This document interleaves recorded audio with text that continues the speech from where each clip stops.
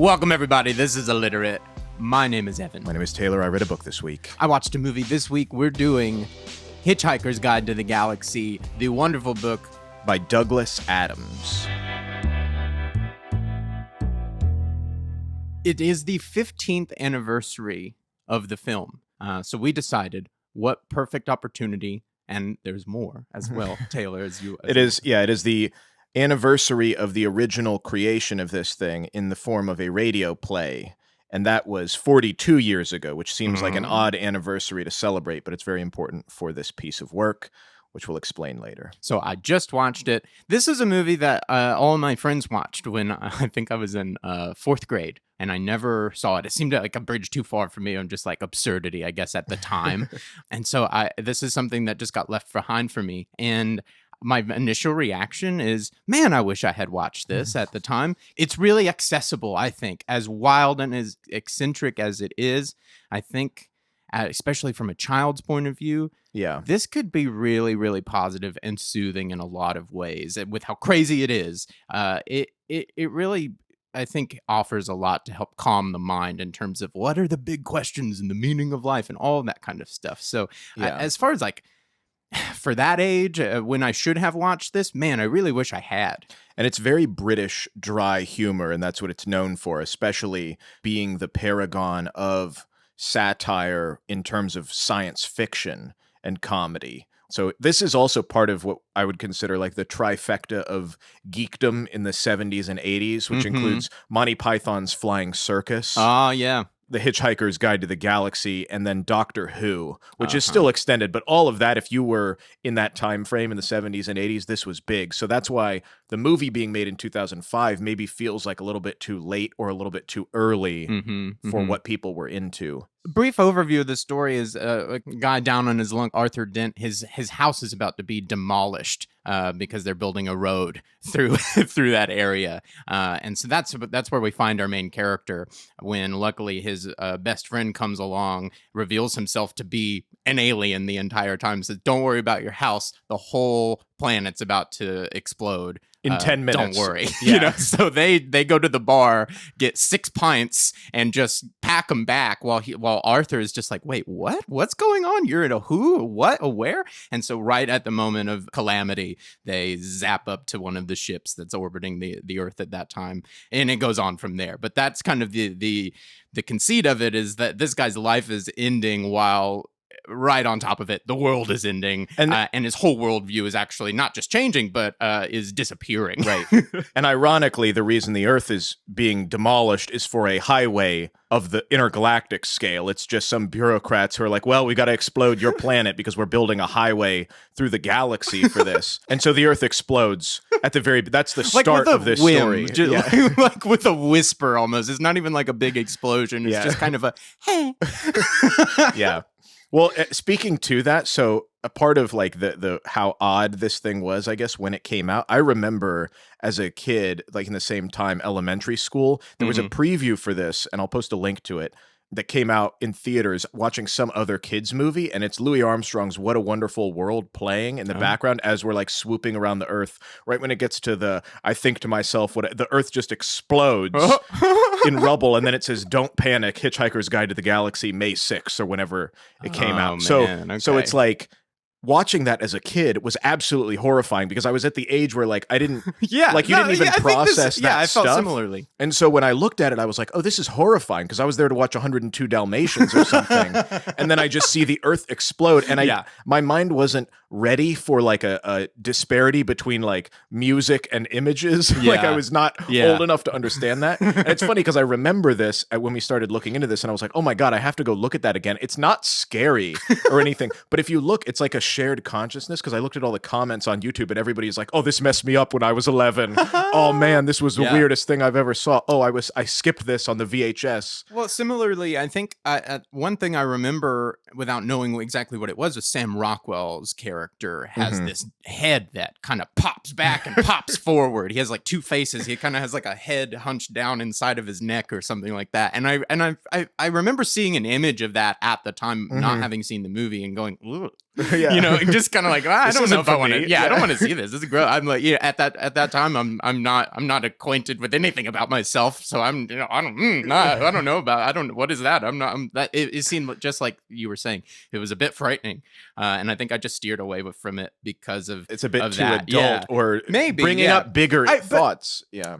and that was all in the marketing, though. I wish I Mhm. had actually seen it, because the way that is even introduced is really, really comedic. It's really funny, and I think if I had just watched the movie, it would not have been scary. Would Yeah. not have been any kind of traumatizing whatsoever. But something about the marketing or just the images that were getting out, I went, ooh, gross. Ooh, oh, too much, too much. Not with, for me. Yeah, and with the books, there is a distance from that in terms of the visuals with the writing, because you're imagining it and it's just a line that's a joke or an off, side Right. off the side thing. But when you see it in visual form, you're like, oh, maybe this is a bit too grotesque and should just be left to my imagination or skipped quickly through. Right. It's not horrific by any means, but just it is a bit unsettling because it is so provocative in terms of the sci-fi mixed with making it funny. Shout out real quick to Jim Henson Company. They did all Yeah. the practical effects for this film, and I was not expecting it to be so hands-on practical. This is really, really, really, really tactile film. Yeah. And tons of creatures, tons of beautiful makeup effects work, tons of amazing set work.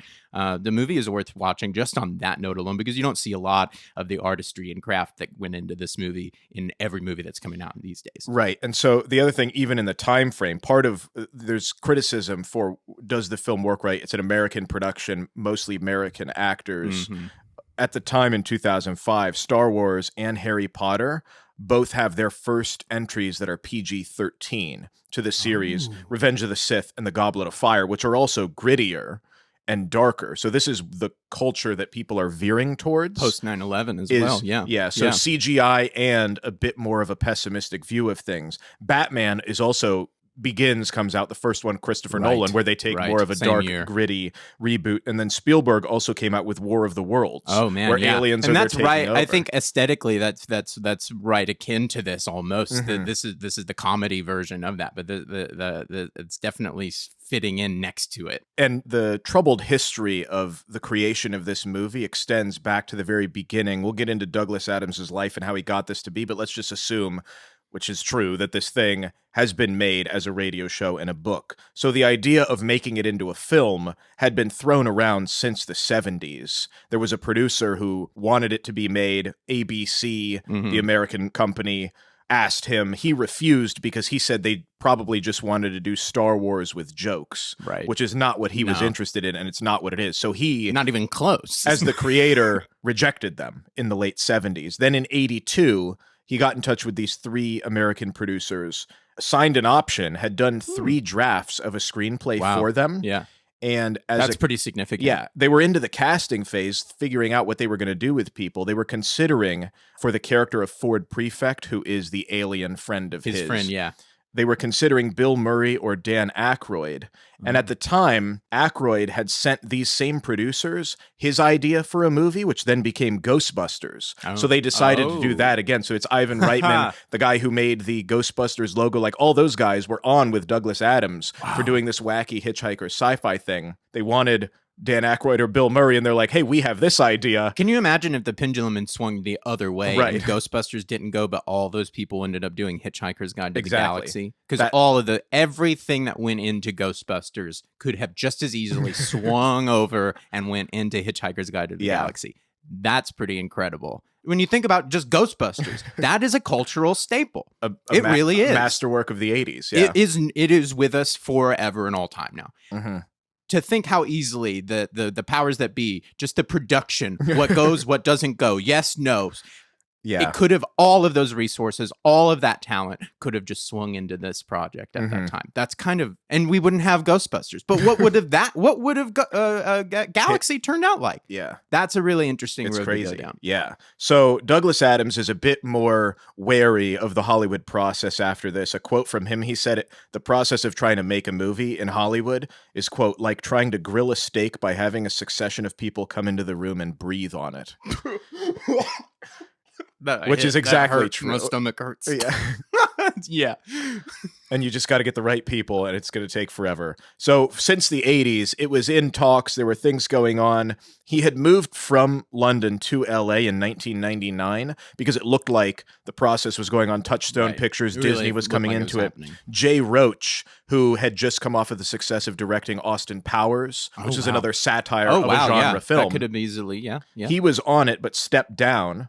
Spike Jonze, who had just done Being John Malkovich, another quirky picture, was interested. Oh, but he would have been great. He turned it down and then suggested this other guy, Garth Jennings, who had done a bunch of music videos. Oh, that makes so much sense because Spike Jonze, I mean, if you don't know anything about Spike Jonze, go look him up. He's an incredible artist, but I mean, his film work at this time was really incredible. It was so fresh. So to see the world he was coming out of, this kind of skater world, this punk kind of world, but he's going to make music videos as well. Music videos, bands like REM, all that kind of stuff. That makes a ton of sense to hear that Garth comes out of the Spike Jonze world, that kind of chaotic, new life at the end of the 90s. But there's a lot of people breathing on this stake of this movie, and unfortunately, so shortly after getting it off the ground again, like we said, he had Douglas Adams, he was the one writing the screenplay, moved to LA in 99. He dies suddenly of a heart attack in 2001 at the age of 49. And so they got this guy, Kerry Kirkpatrick, to do the final draft on Adams's script. So they most took of his it, script and then just polished and retooled it and got the director. And so a lot of the stuff that ends up being in the movie that's not in the books is by Adams, although it wasn't completed. So there is a fair amount. It's just the interpretation as well of the director and the writer who changed up a fair portion of it, but tried to keep the intent. So it's very hard where it's like, well, he just died. Do we continue to make this happen with a different writer? Because clearly it's not completed, but we want to use some of his ideas. But do you think it might have been even the push to get it done? Because 100%. Yeah, they're thinking about doing this movie for the last 20 years and he can't get it done. He moves to LA to try to get it done and then suddenly dies. Yeah. And then look, within 4 years, the movie is out. The movie is totally out and done. Yeah, the movie was dedicated. Isn't it sad? To him. Yeah. Isn't it sad that he thinks this is going the entire time, 20 years almost, but it takes actually him dying for everybody else to go like, maybe we ought to do this.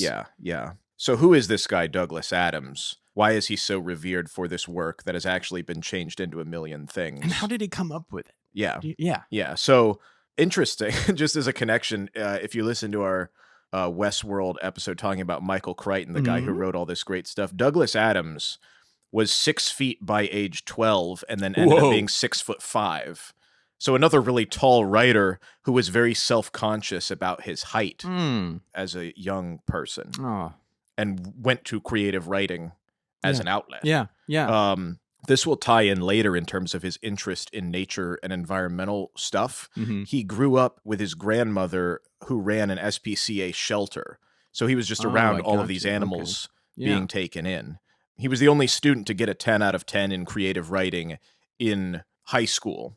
So unlike Michael Crichton, where they said, you can't do this, he was rewarded for his abilities as a kid. So that got him excited to do it. Yeah. So then he went to college for that, graduated in 1974, and got into the Footlights, which is a famous Cambridge theater troupe where a lot of famous British comedians are coming out of, which Monty Python, all the guys from Monty Python were involved in that theater troupe. So he got in touch with them, was found by them in London after he graduated, and then acted and wrote for them and Monty Python's Flying Circus. Look at that. It's not that it's similar. It's intrinsically connected. Yeah, because he was a part of it. Yeah.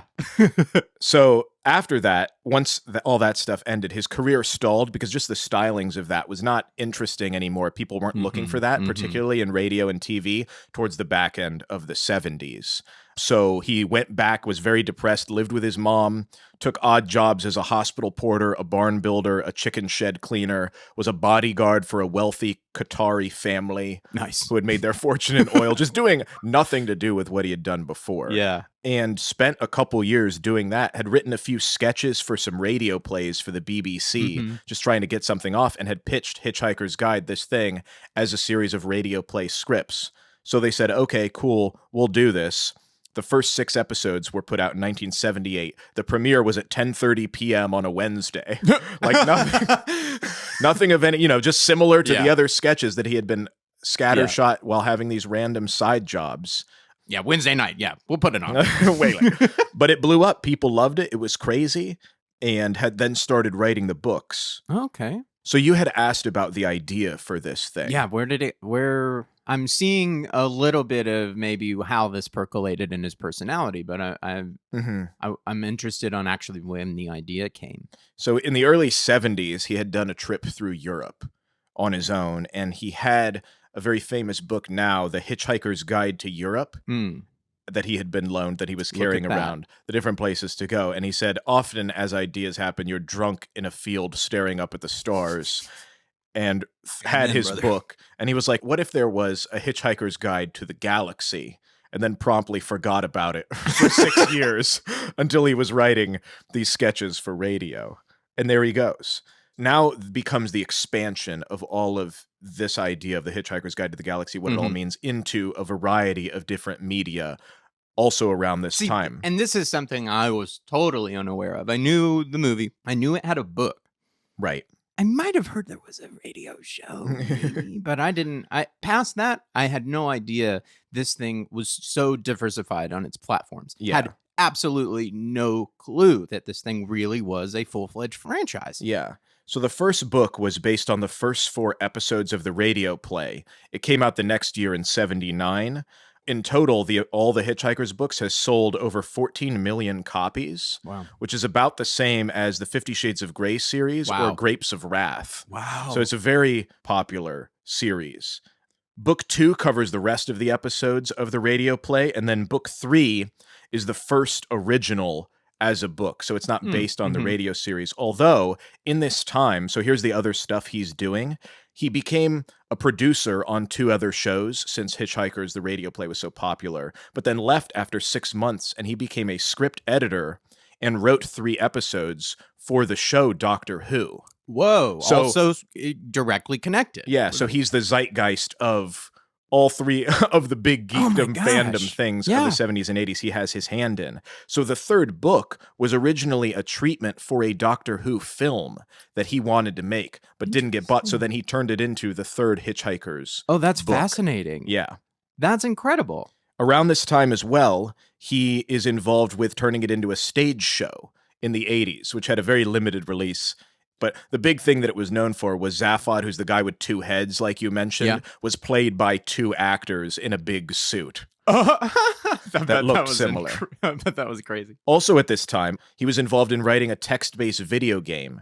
Sold 400,000 copies. It was one of the best-selling games of the time in the mid-'80s. It is notorious for its difficulty. The only film thing that was done with this, there was a 6-episode television series that came out in 1981, which was mostly the same cast as the radio series. Okay.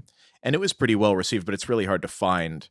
Then he had also written a 4th book, which is the actual first original thing, not based on any other ideas that he had cobbled together, although it's described as a trilogy on the release of the 3rd book.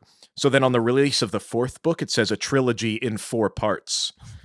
He ended up writing a 5th book in 1992, and on the 5th book, it says, the 5th book in the increasingly inaccurately named Hitchhiker's Trilogy. Which gives you a sense of the dry wit and absurd nature of these things. Increasingly inaccurate. Yeah. So around all this time as well, he's trying to make the thing into a full feature movie. His whole life is basically devoted to this concept, The Hitchhiker's Guide to the Galaxy, and the expansion of that world and the characters. Really trying to make it something, trying to build it out. That's amazing that these, 20 years that this is really his flagship. He had a couple other things that he was working on. He was very much into nature, saving animals. There's a book that he was involved with, which also became a radio documentary in the late 80s called Last Chance to See.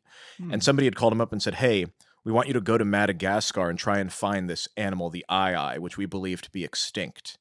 He worked with somebody who then became his friend, where they spent a significant portion of time going through all of these different biomes and traveling the globe, trying to find these extinct animals. Oh. So it is both a radio documentary, audio version, and a book that he also wrote. Oh, wow. A big thing that he did, one of the animals that they were looking for was the white rhino in Africa. And so he was a part of the Save the Rhino campaign and donned this rhino suit. I'll post a link. It's just the most absurd thing. And as a part of it, he climbed Mount Kilimanjaro in this rhino suit. To raise money for this organization. He Ace Ventura did all the way. Basically. And there's video because after his funeral, the Save the Rhino group, and there was this whole beautiful ceremony with all these people in this rhino suit dancing around. And it's something he would have loved. That's beautiful. In his remembrance. That's gorgeous. Some of the stuff which you can speak to in the movie, which we'll get into, is what the legacy of this thing is. Because it seems like a bunch of silly nonsense. Yeah. But it has influenced a lot of people, a lot of creators outside of just writing, but in science and math and technology. What really stood out to me is how it felt as if the central themes of it were really on pointing to communication and understanding. The big conceit of the film is that this massive supercomputer has the answer to life, which is number 42. But because the people didn't asking the computer what is the meaning of life don't really know the question that they're really asking, the computer really doesn't understand how to give them the answer they're looking for. All in all, I think the whole movie is kind of a metaphor for, are you asking the right question? It's not so much about getting the right answer. Sometimes that's the easy part. It's about, are you understanding yourself?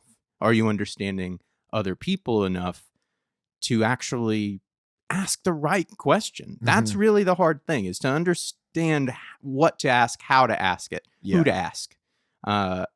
And there's something humbling about the fact that he doesn't even have time. He's just wearing his bathrobe through the whole series and all the books. Towel over his shoulder. Yeah, with a towel over his shoulder. And it's like, that's no way to go exploring across the galaxy, but it is, because we're just as clueless. Right. And when you start exploring, you see there's all these other species and races and higher powers that don't know anything either. As crazy and wacky and out of left field it is, I think it really has a concerted theme. Yeah. It's really about communication. Yeah.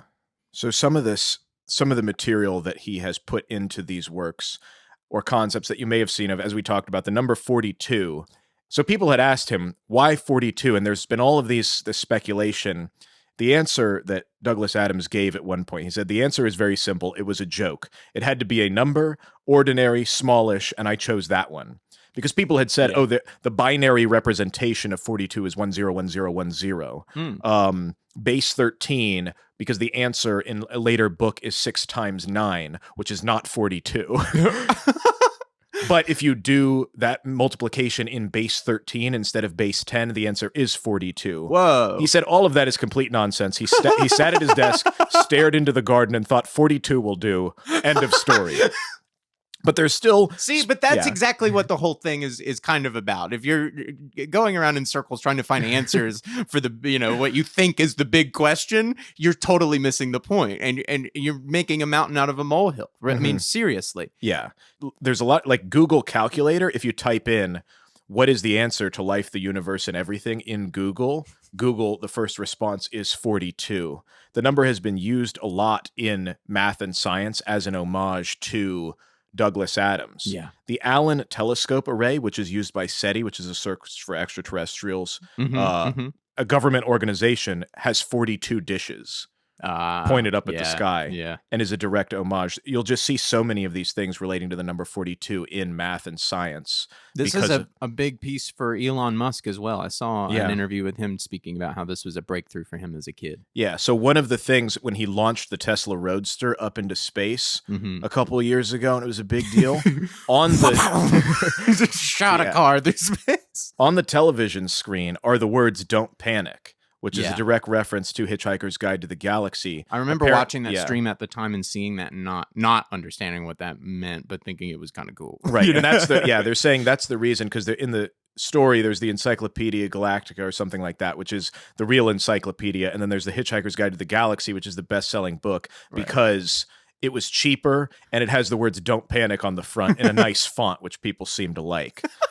The last thing is the towel, which is very... See, and the towel, most of the movie fit in the line. I'm understanding the pieces. I'm getting the eccentricity of it. I'm throwing stuff out that doesn't matter because that's part of the joke.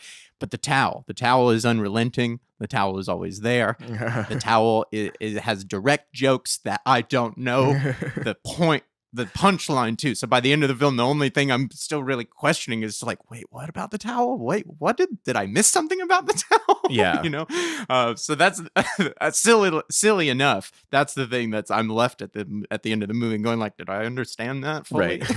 So the real story behind it in terms of Douglas Adams's life is, like we said, he was hitchhiking, he was traveling around, and he just kept losing his towel as a thing. And he realized, he was like, that is the most irresponsible thing to be doing. And also it's just as like a marker of somebody, if you have a towel, you're put together. Because he goes on to this train of thought, like if you have your towel, that means you must have a toothbrush. And if you have a toothbrush, you definitely have like a card to get on the train. Like it all just falls from there. Like if you're somebody who's traveling around and doesn't have a towel, there's definitely way more problems that you have going on. And so that was from his own personal life. He's like, how do I keep losing this thing? So it just became a thing of like, if I always have my towel, I'm certainly going to have the rest of my life put together.